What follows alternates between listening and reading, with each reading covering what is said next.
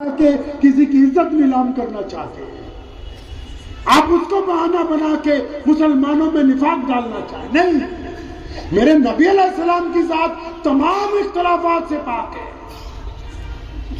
ارے ایک بات تو سمجھو بھائی، ہر ایک بندے کا ایک دائرہ ہوتا ہے نا.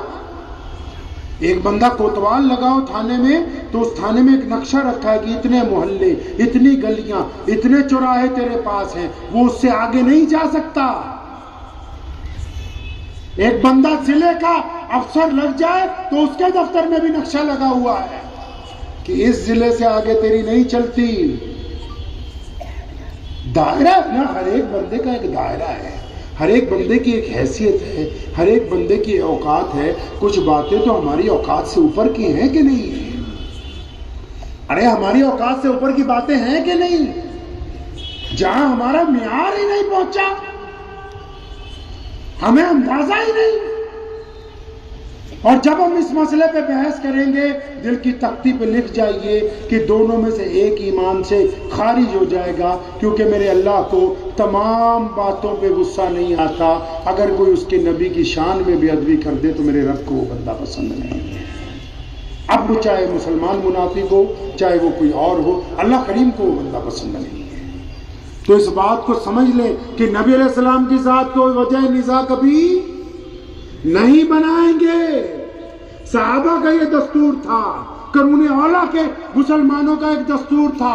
آج بھی اہل عرب اور یورپ کے مسلمان اس بات کو لے کے چلتے ہیں. قرآن میں اللہ نے کہا نا، اپنی آواز میرے نبی کی آوازوں سے دھیمی کر لو. اب نبی تو ہمارے درمیان موجود نہیں ہے. اب مسلمان کیا کرتے ہیں پوری دنیا کے، ہمیں چھوڑ کے، ہم اس کوالٹی میں ابھی نہیں آئے. جب دو گروہ لڑتے ہیں آپس میں، جب مسلمانوں کے دو فرد آپس میں کوئی بحث تھے تو تیسرا بندہ وہاں پہنچ جاتا ہے اور زور سے کھڑا ہو کے کہتا ہے صلو علی النبی، کہ میرے نبی پر درود بھیجو. دونوں لڑنے والے پیچھے ہٹ جاتے ہیں.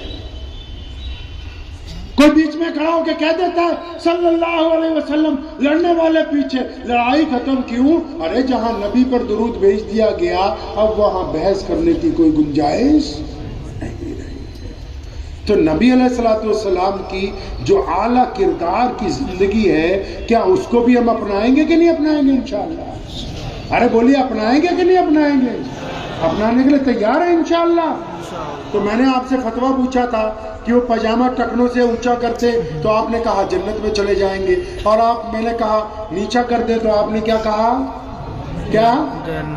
تو عارف بھائی، جب میں چھوٹا تھا مدرسے میں پڑھنے گیا، پہلے تو 10ویں تک اسکول میں پڑھتے رہے، تو جب مدرسے میں پڑھنے گیا تو پاجامہ اتفاقاً ٹکنوں سے نیچا تھا. تو مجھے 2-3 مولویوں نے ٹوکا، تو انہوں نے کہا کہ بھیا اس کو اونچا کر لے تو جہنم میں جائے گا. تو ان کی بات درست لگی مجھے، تو لیکن انہوں نے مجھے راز کی بات بھی بتائی کہ اگر یہ اونچا رہے گا تو آپ جنت میں جاؤ گے. اب میرے والد مولانا حبیب الرحمن ثانی لدھیانوی رحمۃ اللہ علیہ عالم تھے، بڑے متقی پرہیزگار تھے. ہم نے صرف ان میں جو اعلیٰ ترین بات یہ دیکھی، وہ سب سے اعلیٰ یہ تھی کہ کوئی کام بغیر سنت کے عمل میں نہیں لایا گیا. کوئی ناراض ہو جائے، کوئی راضی ہو جائے، لیکن کام جو ہو رسول اللہ کی سنت کے مطابق. ان کے والد حضرت مولانا مفتی محمد احمد لدھیانوی رحمۃ اللہ علیہ اپنے دور کے جید علماء میں سے پنجاب میں پہلی بند پڑی مساجد کو کھلوانے والے وہ ہیں. ان کے والد رئیس الارار مولانا حبیب الرحمن لدھیانوی ختم نبوت کے لیے قادیان میں سب سے پہلا اجتماع، اور پھر ملک کی آزادی کے لیے جب انگریز نے کہا کہ ہندو پانی اسٹیشنوں پر ہندو پیئے، مسلمان پانی مسلمان مٹکوں میں سے پیئے، تو مولانا حبیب الرحمن لدھیانوی وہ پہلی شخصیت ہے جس نے ان مٹکوں کو توڑا اور یہ کہا کہ ہم ایک ہی پانی پیئیں گے تو یہ دیش آزاد ہوگا. وہ مولانا حبیب الرحمن لدھیانوی جس نے شہید اعظم بھگت سنگھ کے گھر والوں کو اس وقت اپنے پاس رکھا جب انگریز ان کو آتنک وادی کہتا تھا اور کوئی شہید اعظم بھگت سنگھ کے بھائیوں کو بہنوں کو پناہ دینے کے لیے تیار نہیں تھا. وہ مولانا حبیب الرحمن لدھیانوی جس نے مجلس احرار کا قیام کیا،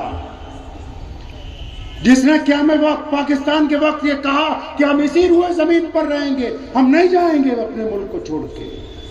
تو ان کے والد मौलाना ज़करिया साहब लुधियानवी रहमतुल्लाह अलैह मुफस्सिर कुरान थे। फिर उनके वालिद हज़रत मौलाना शाह मोहम्मद साहब लुधियानवी रहमतुल्लाह अलैह फितना कादियानियत के खिलाफ 1884 में पहला फतवा मिर्जा गुलाम कादियानी के खिलाफ दिया। और फिर पूरे मुल्क में जब अंग्रेज की हुकूमत थी, लोग बोलते नहीं थे उस फितने के खिलाफ, लोगों को इस बात से आगाह किया कि हमारे अगर कोई रहनुमा है, हमारा कोई खातिबुन नबीयीन है, तो सिर्फ मोहम्मद रसूलुल्लाह है। फिर उनके वालिद मेरे जद्दे अमजद मौलाना शाह अब्दुल कादिर साहब लुधियानवी रहमतुल्लाह अलैह 1857 की जंग आज़ादी लड़ी, शहादतें हासिल की, दिल्ली तक पहुंचे और मुल्क की आज़ादी का पहला फतवा मौलाना फजल हक खैराबादी के साथ वहां पर दिया। मस्जिद फतेहपुरी के सेन में वो कब्र मौजूद है आज। ये वाकया इतना लंबा इसलिए सुना दिया बीच में मैंने कि